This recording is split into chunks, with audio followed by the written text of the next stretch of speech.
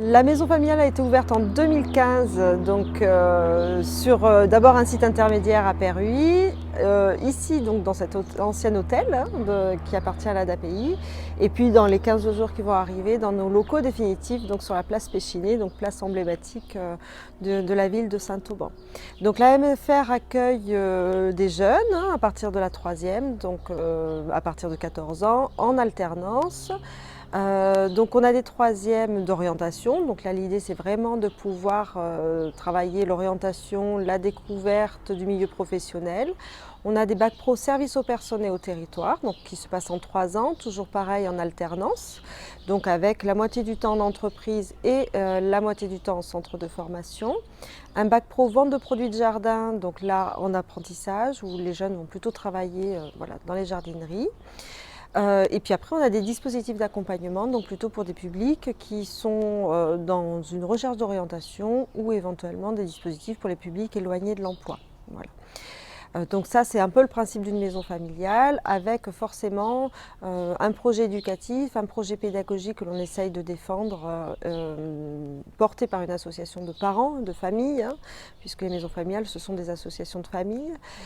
Donc quelques valeurs effectivement qu'on porte sur la maison familiale, c'est forcément des valeurs humaines ou humanistes, avec l'entraide, la solidarité.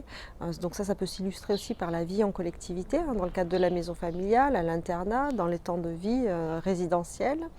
On a bien entendu le respect de soi, le respect des autres qui semble très important, le respect de l'environnement dans lequel on évolue, que ce soit l'entreprise, que ce soit effectivement son milieu de vie, sa salle de classe, mais aussi l'environnement au sens de nature. Donc le projet pédagogique et éducatif est pensé forcément par une équipe et puis par les administrateurs et par les bénévoles, donc les représentants des familles.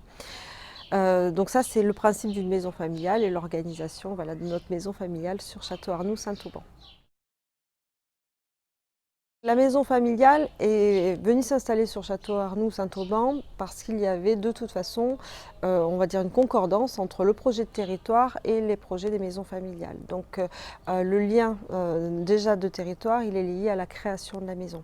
Et ça, c'est important, c'est-à-dire qu'il n'y a pas de maison familiale sans un projet de territoire qui souhaite accueillir une maison familiale. Et puis après, le lien avec le territoire, c'est au quotidien, j'ai envie de dire, puisque on fonctionne avec et pour son territoire.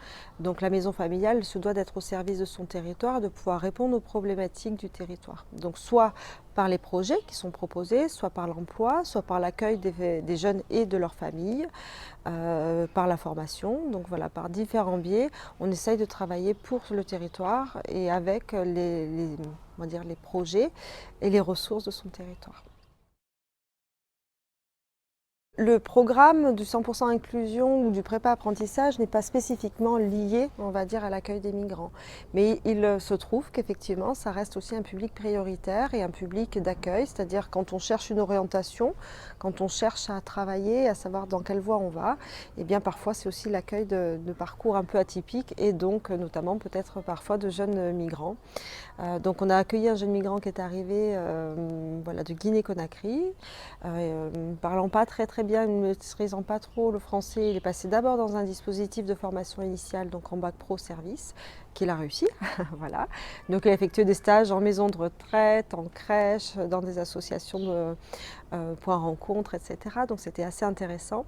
Et à l'issue de son bac pro, eh bien, on a travaillé à l'exercice de son rêve qui était de devenir footballeur, puisque dans son pays, il avait un joueur professionnel qui venait leur rendre souvent visite et qui jouait avec eux. Et donc c'était son désir le plus fou. Et donc dans le cadre du prépa-apprentissage, on l'a accompagné pendant pratiquement 1 an à réfléchir à son projet, trouver une orientation. Donc là, il est en signature de contrat d'apprentissage avec la Fédération française de football et le district club de Sisteron.